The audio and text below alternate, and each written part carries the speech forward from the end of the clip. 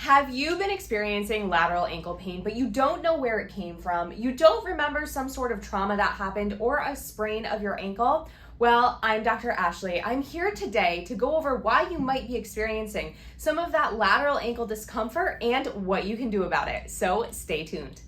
When I'm talking about lateral ankle pain, I'm talking about pain that sits right here, right where you see that red X. Sometimes it's a nagging discomfort, sometimes it gets better as you run, sometimes it doesn't, and sometimes it just lingers for a prolonged period of time and you can't figure out anything to do about it.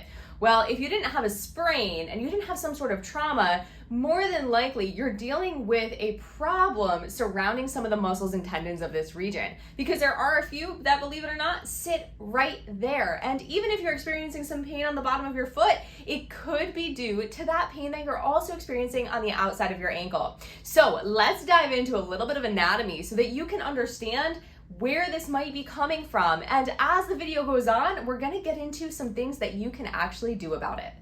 So it's time for a little anatomy lesson. Well, as you can see, if you're experiencing this lateral ankle pain, normally it sits right through here. Sometimes you might feel it on the outside of your foot, and you might also feel it wrap under your foot. What you see right here in this photo is actually the bones of the lower leg as well as the muscles that we're focusing on today. They're called the peroneals. Basically, there's two separate muscles that sit in this lateral compartment of the leg. Don't get me wrong, there's a lot more there, but we're only focusing on these because they are typically the culprit when it comes to this lateral ankle discomfort that sits behind this bone right here called the lateral malleolus. Now, I should note, if you are experiencing direct pain directly on this bone, that does warrant further examination and a possible x-ray. But when we're talking about the perineals, what we're talking about are the peroneus longus and the peroneus brevis. They come down, one of them attaches, as you can see in this photo, right here on the outside of the foot. The other one goes ahead and actually wraps all the way down and underneath and attaches on the first metatarsal. It helps support the arch of your foot. So that's also one reason why you may be experiencing not just the pain here, but pain throughout your foot as well. So now that you understand the anatomy a little bit more, I'm going to dive deeper into why this might pop up for you, why it might start, the reasons behind it. But before I do that, I ask you one thing. Hit that subscribe button, and if you're enjoying our content, share our channel with your friends. Now, the big thing is when it comes to this lateral ankle pain, there's a few reasons why it might happen. The first and most common reason is an ankle sprain or some sort of trauma. You rolled your ankle and you start to feel it afterwards. However, there are times that no sprain is involved and this pops up. And for a lot of people, that's confusing. Well, this often has to do with repetitive stress. So what we're seeing is this overuse type of injury. These muscles are not strong enough, but they're being forced to do things that they don't necessarily want to do, and they start to act up. This is how we develop things such as tendonitis or tendinopathies, right? Irritation of the tendon, where energy is stored and released simply because you're trying to do too much and you didn't prepare yourself to do it. Now, how do you actually start to get rid of this problem? Well, the first thing is activity modification, making sure that you are not pushing through pain that is making you limp. If you're limping around, you need to tone it down. The other thing, remember pain levels, right? When it comes to tendons, we need to push through it, but we don't need to push through it to the point where you are starting to feel it more and more and more. Some key facts and rules for the road, whether you're running or whether you're on the field. Discomfort 0 to 4 is okay, as long as later that evening or say later the next morning, right, you're not in significantly more discomfort. A little bit of stiffness might be okay, but you do not want your pain level to surpass 0 to 4 during activity.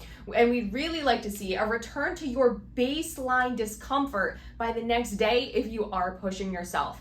Now, the big thing is that if you are pushing yourself through discomfort, if it is that 0 to 4, but it's continuing to get worse, then we really have to look at all the factors around your training. A lot of the time we examine three things: frequency, duration, and intensity. And if you're realizing that intense stuff is getting you worse, tone it down. Stop doing a lot of repetition, right? And just slow it down. The other thing is that you need to make sure that you're adding in some strength training for this area. So that's my goal next. We're gonna go over, say, several different exercises that you can start to do that will hopefully make the difference. And what you're gonna notice in this video as compared to some others, there's not really gonna be any stretching of this area. The reason why is we want you to build capacity, and then maybe as you get stronger and the pain goes away, we'll start to stretch, but it's not necessary at first. The perineals are important foot and ankle stabilizers. What they help us do, especially in a non-weight bearing position, point our foot down and also basically move the sole of our foot outward, which we term plantarflexion and eversion. So when we're working through exercises to help this area get better, what you're going to do is really focus on the strength of the calf muscle complex as well as the peroneals, right? But you're also going to focus on some overall stabilization exercises, balance exercises, and we're even gonna look up to the hip joint just a little bit. Working on your hip strength is another important part of taking care of lateral ankle tendon problems. This is a banded clamshell. Give this a shot for 3 sets of 12 reps. Next up, what you see me doing is a lateral toe tap. You get some balance in here and lateral hip strength. Now, what you should be doing is pushing that leg out to the side without whole body movement as you see me doing here. This is a no-no. One other thing that you should make sure you're not doing is letting that knee cave into the side. What you should be thinking, push both knees away from each other and tap out, keeping your torso stable. Try this for 3 sets of 12 to 15 reps. Last but not least, the most difficult of them all is this hip airplane. This is one doozy of an exercise. You're getting some balance and hip rotator strength in at the same time. Now, this is a modified version, but what I recommend doing is trying this for 3 to 4 sets of 6 to 8 reps to start. Working on your balance is important when dealing with lateral ankle pain. So here is a simple single leg balance task. Try this 3 to 4 times, 20 to 30 seconds. Next up, what you'll try is a 3-way toe or heel tap. You'll go forwards, as you see here, sideways, and backwards. Try this for 5 rounds on each side. One of the goals, don't let your knee cave in too much. Next up, what you'll try is a single leg RDL. This is great for your balance. You really want to try to keep your toe in contact with the ground at all times and trying to just slowly move through the movement. As you can see here, maintaining your balance can be difficult, and if you have to put your foot down, don't hesitate. Here you can see from the front, what you're trying to do is not let your foot cave in too much and try to keep a nice arch throughout the entire thing. Try this for 3 to 4 sets of 8 to 10 and see how you do. Building your calf strength is extremely important when dealing with peroneal tendinopathy. So first up is calf raises. We recommend 3 to 4 sets of 8 to 10.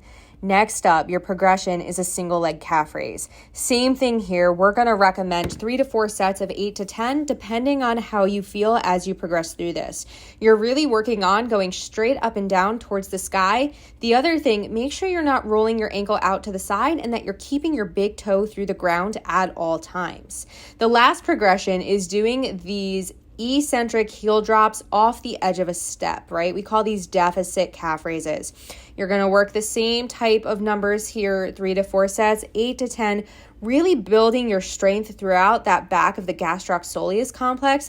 The other thing here is you also get to work on your balance.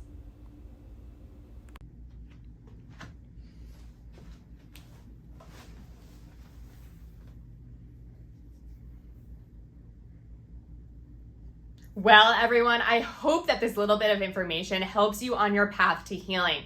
Dealing with a perineal tendinopathy isn't always easy. As I've said, it causes throbbing, sharp, and just these aching pains that sometimes don't go away. Well, remember, keeping your pain level between a 0 and 4 is extremely important when you're dealing with this type of issue or any type of tendon issue that you may experience. When you're doing activity, remember, if your pain levels skyrocket that night and you're still more sore the next day, you need to tone it down a notch and really remember to modify the activities that you're doing. All of the exercises that I have provided you today go in a progressive order. So don't jump or don't skip certain areas unless you feel confident and your pain level doesn't increase. So that's all I've got for you today. As always, I'm Dr. Ashley, here to provide you guys with more information about anything. So if you have any questions or recommendations about content that you would like to see on our channel, make sure you post them in the comments section below.